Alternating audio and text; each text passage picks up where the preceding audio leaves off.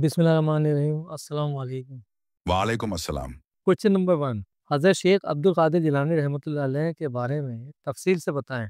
हज़रत शेख अब्दुल क़ादिर जिलानी रहमतुल्लाह अलैह, जिन्हें गौसुल आज़म के लक़ाब से भी याद किया जाता है, इस्लाम के मशहूर वली और सूफ़ी बुज़ुर्ग हैं। आपका तल्लुक़ बगदाद, इराक़ से था।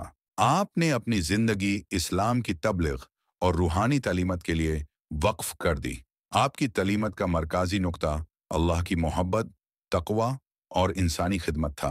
आपने बहुत से लोगों को इस्लाम की तरफ राग़िब किया और उन्हें सिद्क़ और अच्छी अखलाक का दर्स दिया।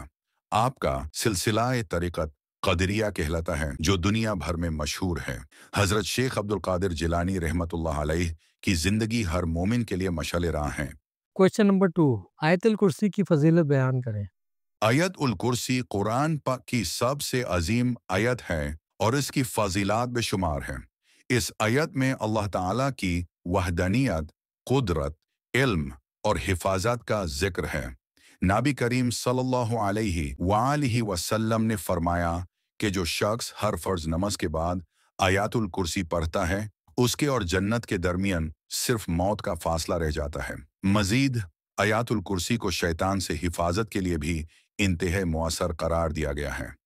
एक और हदीस में आया है कि जो शख्स रात को सोने से पहले आयतुल कुर्सी पढ़ता है, अल्लाह ताला उसकी हिफाजत के लिए एक फरिश्ता मुकर्रर फरमा देते हैं और शैतान उसके करीब नहीं आता। ये आयत न सिर्फ हिफाजत का जरिया है, बल्कि ईमान में तक़वियत, दिल को सुकून और अल्लाह की कुर्बत हासिल करने का बेहतरीन वसीला है।